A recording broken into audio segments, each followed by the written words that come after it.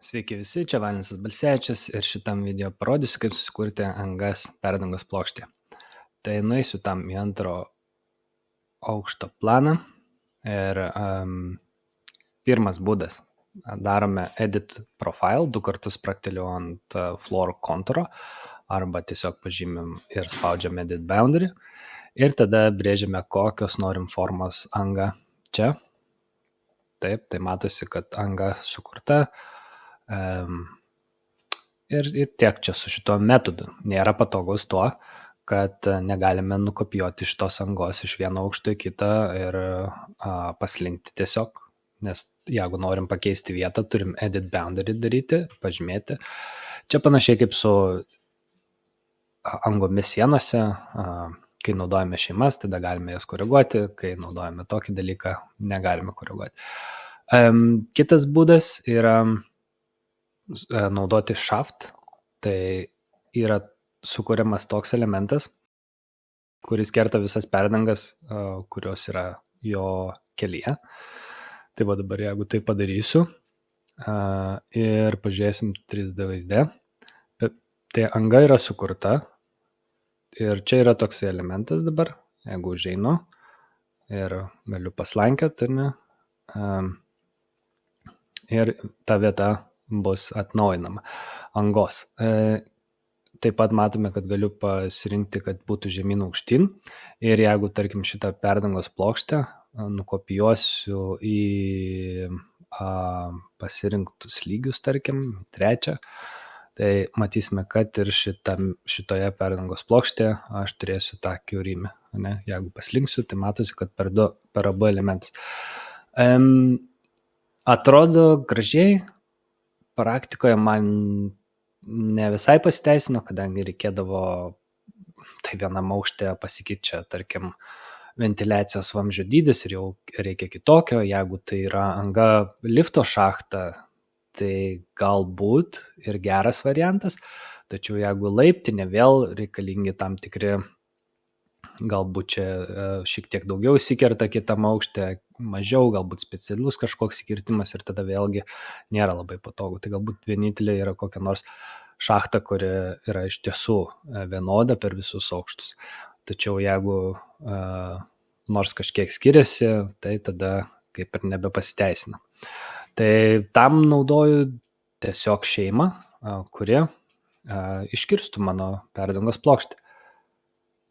Tai dabar aš jau ją esu užkrovęs į modelį, jūs ją galite pasižiūrėti kitame video, kaip jinai sukuriama. Tai vėlgi spaudžiu place component, susirandu tą savo šeimą, tai pas mane jinai pavadinta anga stačiakampė ir tiesiog nurodau, kur aš ją noriu turėti. Tai galiu daryti tiek 3D vaizde, tiek 2D vaizde, aišku, bet 2D vaizde bus patikimiau, turbūt tiksliau, bet tačiau matote iš karto, kas atsitinka, tai sukuriama anga pasirinkto dydžio. Ir pas mane elemento parametrai yra sukurti, tai reiškia, kiekvienai angai aš galiu reguliuoti dydį per čia, nėra tipo parametrų. Tai taip irgi padaryta dėl to, kad būtų daugiau situacijų galima panaudoti šitą šeimą, nes jų būna gana daug ir skirtingų dydžių, tai ir tiek sienose, ir tiek perdangose, todėl aš naudoju su elementų parametrais, ne tipo parametrais, o elementų parametrais. Tai va, o kadangi tai yra elementų parametrai, tai dar patogu ir to, kad gali realiai paslankioti ir, kartais naudoju šitą šeimą, kur per įterpimo taškas yra viduryje, kartais naudoju šeimą, kurios įterpimo taškas yra krašte, žiūrint, ar matau tame kažkokią prasmę. Tai va, tai šachtos anga galbūt irgi dar gerai yra tuo, kad jinai duos vertikalią angą visada, nors plokštė bus ir pasvirusi, o šita anga bus statmena visada plokštės paviršiui, ant kurio jinai yra įterpta. Šią šeimą taip pat galima panaudoti ir kitų būdų. Tai yra, kad kai aš ją įterpiau, kai aš ją kūriau, matote, mėlynuoja perdangos kontūras, tai reiškia, kad aš ją įterpiu ant perdangos viršaus šiuo atveju ir jinai turės asociaciją su perdangos plokštė. Va, pavyzdžiui, pažymėjus, matosi Floor 200, tai yra ant ko jinai yra įterpta, su kuo susijusi. Tačiau aš ją kai kuriu, galiu pasirinkti, kad aš ją dėsiu ne ant paviršiaus, o ant vertikalaus paviršiaus arba ant darbinės plokštumos. Tai pavyzdžiui, jeigu aš pasirinku ant darbinės plokštumos ir dedu antrame lygyje, tai pavyzdžiui, aš ją čia įterpsiu ir matysime, kad jinai dabar iš tikrųjų net nekerta perdangos plokštės. Tai pabandykime pasižiūrėti į tokį variantą, kad pavyzdžiui šitą perdangos plokštę padarysiu slope arrow, nubrėžiu, kad būtų su nuolydžiu ir tada pasižiūrėkime, kaip tai atrodo šitame vaizde. Tai mano perdangos, šita šeima, kurią aš įterpiau antrame lygyje, matosi, kad jinai net nekerta perdangos plokštės, o šita, jos kraštai yra statmeni paviršiui perdangos plokštės.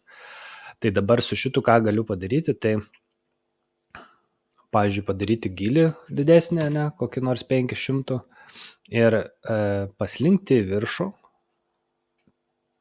Ir tam, kad paslinkti į viršų ir jinai atsikabintų nuo plokštumos, ant kurios jinai pririšta, paspaudžiu disjoin ir tiesiog pakelsiu kažkur tai. Ir dabar jinai jau kerta perdangos plokštę, tačiau dar reikėtų ją iškirsti papildomai, todėl kad automatiškai iškerta tik tai tą paviršių, ant kurio jisai yra sukurtas, o kadangi dabar sukurta ant plokštumos, tai jinai perdangos plokštės nekerta. Taigi padarau pašalinti ir matysite, kad čia dabar jau iškirtimo paviršiai yra vertikalūs. Šiaip nežinau, aš dažniausiai šitą naudoju, kadangi su surinkamais elementais dirbu, tai bet kuriuo atveju man reikia, kad būtų statmeni taip. Tačiau galbūt kartais prireiks ir tokios situacijos. Tai šitie face-based elementai gali būti įterpti ir tokiu būdu. Tai tiek apie kiaurimės perdangose.